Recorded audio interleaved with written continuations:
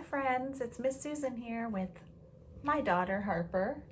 Can you say hi? Hi. And we are going to read a story today related to our pond theme called Fish is Fish.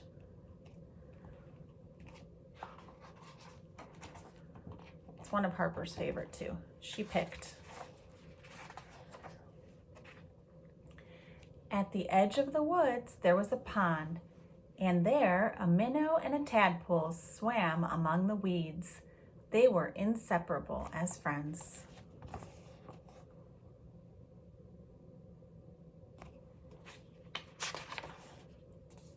One morning, the tadpole discovered that during the night he had grown 2 little legs. "Look," he said triumphantly, "look, I am a frog." "Nonsense," said the minnow. "How could you be a frog if only last night you were just a little fish like me?" They argued and argued until finally the tadpole said, "Frogs are frogs and fish is fish, and that's that."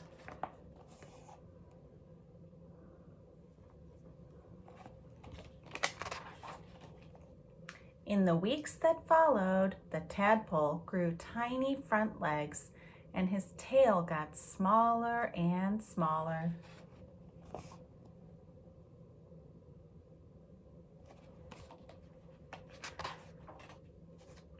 And then, one fine day, a real frog now, he climbed out of the water and onto the grassy bank.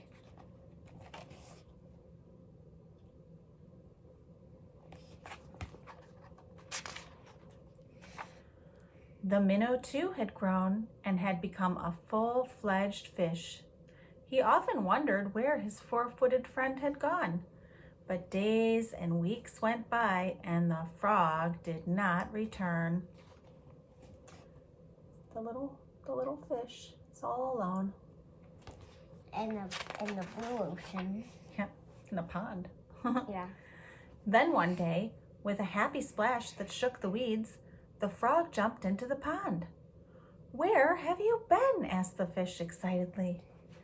"I have been about the world, hopping here, hopping there," said the frog. "I have seen extraordinary things."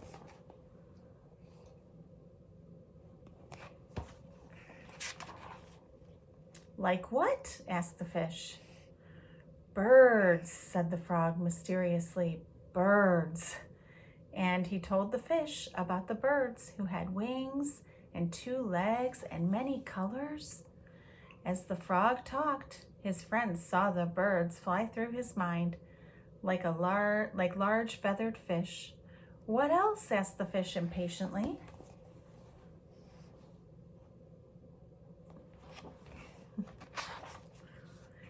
"Cows," said the frog. "Cows. They have 4 legs, horns, they eat grass, and they carry pink bags of milk."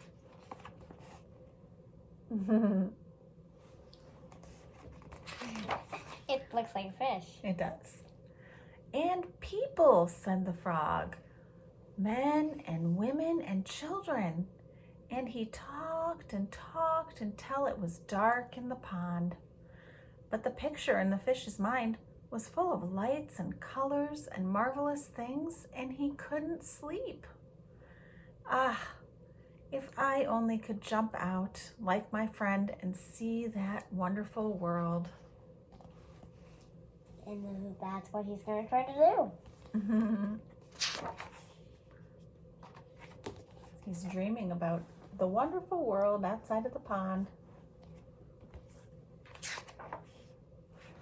And so the days went by.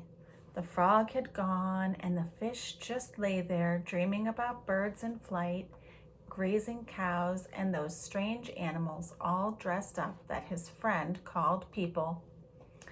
One day, he finally decided that, come what may, he too must see them. And so, with a mighty whack of his tail, he jumped clear out of the water and onto the bank. There he goes. Here he goes onto the... He He landed in the dry, warm grass, and there he lay, gasping for air, unable to breathe or move. Help! He groaned feebly. Poor guy. Luckily, the frog who had been hunting butterflies nearby saw him and with all his strength pushed him back into the pond. What a nice friend, huh? Still stunned, the fish floated about for an instant. Then he breathed deeply, letting the clean, cool water run through his gills. Now he felt weightless again, and with an ever so slight motion of the tail, he could move to and fro, up and down, just as before. The sun rays reached down within the weeds and gently shifted patches of luminous color. This world was surely the most beautiful of all worlds.